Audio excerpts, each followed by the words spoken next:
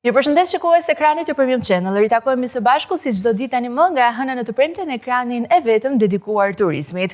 Sot do të flasim për atë formë udhëtimi e cila tërheq të gjithë ata që duan eksperjenca të ndryshme. Bëhet fjalë për kroqerat, për një mënyrë shumë interesante të pushuarit, të shijuarit disa destinacione përgjatë pak ditëve, por gjithashtu për të marrë krejtësisht më të mirën e çdo vendi në të cilin do të kemi mundësinë që të vizitojmë. Ju e dini që ne kur flasim për kroqerat, kemi në studio gjithmonë vajzën e kroqerave, Aleksi janë nga Vastur me zyra, duhet thënë, fizike të Zoom tripit në tek. Mirë se erdhe.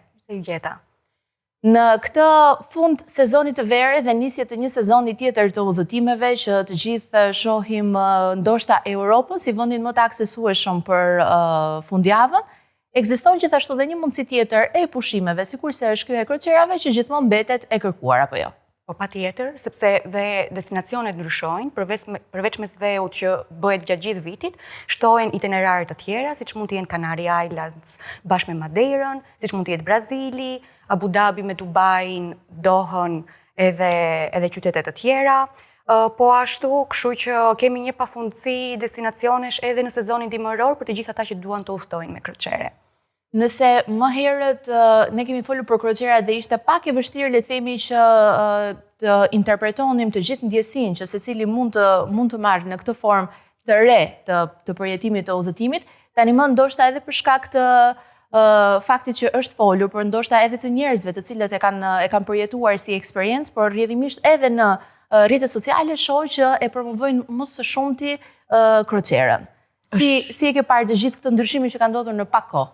Është rritur kërkesa shumë, sidomos për klientët që gja e kanë provuar një herë si eksperiencë, janë ata klientë që do kthehen përsëri, ose për 2 udhëtime në vit me kroqere, një veror edhe një në dimër për destinacione dhe itinerare të tjera, ose bëhet një trend vit pas viti që kanë preferuar të udhtojnë dhe të pushojnë në këtë formë, sepse e kanë kuptuar fare mirë që shërbimin që mund të marrësh nga kruizi është 10, edhe nuk e gjen realisht mund ta them me plot bindje tani më nga të gjithë feedbacku që ka marrë nga klientët në asnjë hotel kudo në botë. Cilat janë periudhat më të kërkuara për këtë lloj udhëtimi, le të themi? Ka më shumë interes për gjatë verës, ndoshta edhe për të shijuar destinacione të cilat mund të jenë të aksesueshme edhe për plazh, apo periudha e vjeshdimrit? Varet gjithmonë nga itinerari. Greqia për shembull dhe Europa Veriore janë për sezonin veror. Sepse detyrimisht klima në dimër nuk është e përshtatshme për të vizituar. Canary Islands, momenti më i mirë për mendimin tim është pikërisht dhjetori, janari, shkurti, që janë periudhat të cilat nuk është aq e populluar, nuk është piku i sezonit dhe ti ke mundësinë realisht të shikosh atë qytet e të marrësh më të mirën e tij. Po ashtu edhe çmimet, se dihet që te Canary Islands kemi pak çmime pak më të larta. Kështu që secili pastaj e zgjedh sipas mundësisë, buxhetit, që neve konsultohet me neve dhe neve i sugjerojmë se cila është mënyra më e mirë dhe periudha më e mirë për të udhëtuar. Paketet janë gjithmonë fikse apo mund të jenë fleksibël në varësi të datave dhe ditëve që një klient ka në dispozicion? Paketat janë fleksibël sepse neve krijojmë një paket për secilin klient të personalizuar. Kjo nis që nga biletat e avionit, nëse klienti do të bëj transit, do të bëj linjë direkte, nëse do të akomodohet një ditë në Barcelonë për shembull para se të niset me kroqere, 2 ditë ose të niset direkt. Nëse do paket me pije, pa pije, nëse do ekskursione, të gjitha këto përshtaten në varësi të kërkesës së klientit. Cilat janë, le të themi, paketat që ju rekomandoni më së shumti për një person që nuk ka lëndruar asnjëherë më parë dhe ka krejtësisht eksperiencën e tij të parë me kroqer?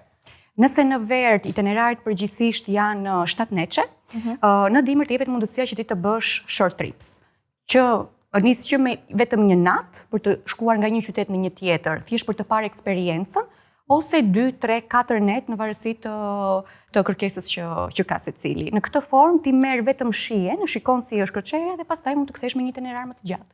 Aleksia, kur një individ vjen dhe zgjedh të përjetoj këtë eksperiencë, niset kryesisht nga ajo çfarë ti kupton në momentin që rezervojmë paketat me ty.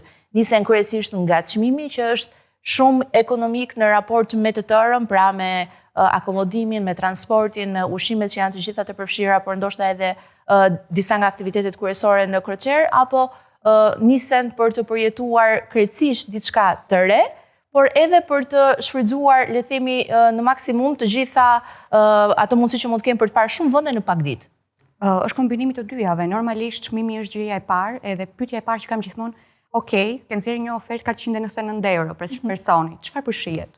Sepse mendojnë se kemi lënë gjëra pa përfshirë, por ne i përfshim të gjitha tek ajo oferta.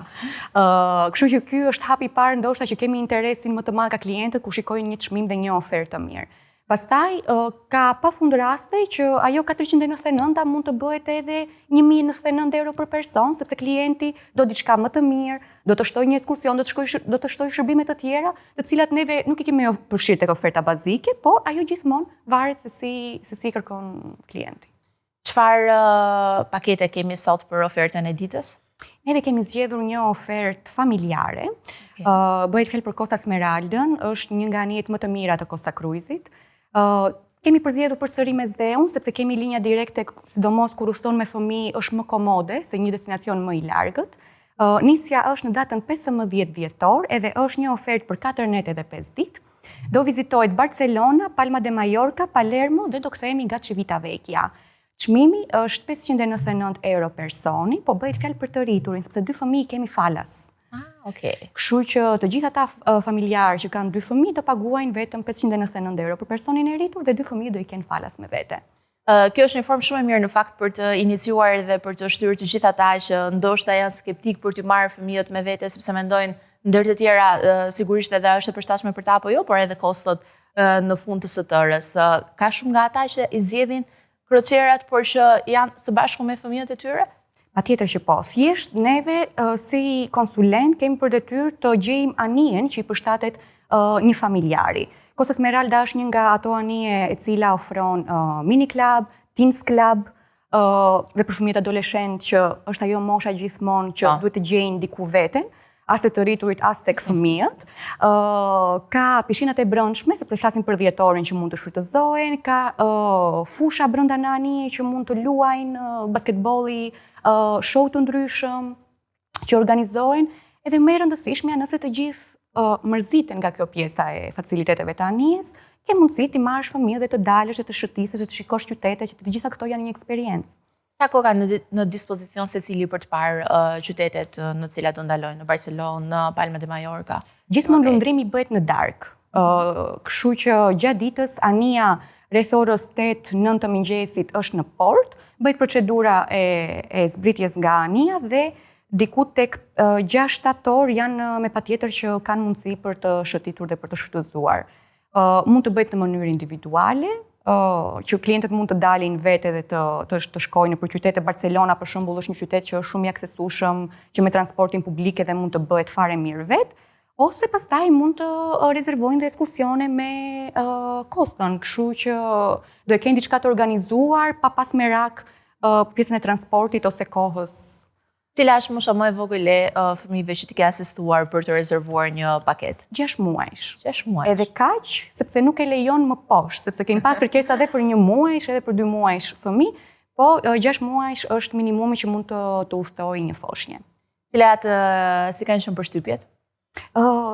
Perfekte, sepse të jep të gjithë mundësinë që nga fëmijë të vegjël fare foshnje, që do jesh me karrocën, e ke shumë të kollaj të lëvizësh brenda në anije, që nga fëmijë pastaj më të mëdhenj që ti ke një besim që ti lësh të luajnë, të socializojnë me fëmijë të tjerë, edhe aktivitetet janë nga më të ndryshmet. Po, pyetja fundit i takon ushqimit si një nga pikat kryesore në fakt paketave, një sikur se prezantojmë edhe resortet me 5 hyje në Antalya apo në Sharm el Sheikh. Si është ushqimi në kroqer, në të tërën? Mëngjesi dhe dreka janë të organizuara në bufe. Bufeja ka një pafundësi dhe shëndetshmëri zgjedhjesh që mund të bëjë secili me kuzhina të ndryshme, nga ato aziatike deri mesdhetare e të tjerë. Darka është à la carte dhe është free of charge, është falas. Për të gjithë ata që ndoshta një ditë nuk do të shkojnë a la carte, mund ta shfrytëzojnë patjetër bufen, por që a la cartën e kanë të përfshirë në çmim. Kanë një a la carte përfshirë në çmim, por kruizi ofron 10, 12 restorante të tjera që me ekstra pagesë mund t'i shfrytëzojnë edhe të konsumojnë diçka ndryshe. Një qytet në lundrim, duhet thënë. Po. Kosta Smeralda. Faleminderit shumë që ishim ende sot në studio dhe që prezantuam së bashku një paketë e cila është jo vetëm ekonomike, por gjithashtu shumë e përshtatshme për të gjithë ju që keni menduar që të udhëtoni së bashku me fëmijët tuaj për gjatë periudhës së dhjetorit. Kjo paketë është e vlefshme për të gjithë ju që dëshironi të përjetoni një eksperiencë të re, ndryshe, dinamike. Të dhënat e paketës janë të afishuar në pjesën e poshtme të ekranit, ndaj mua nuk më mbetet gjë tjetër përveç se t'ju uroj pushime të mbara.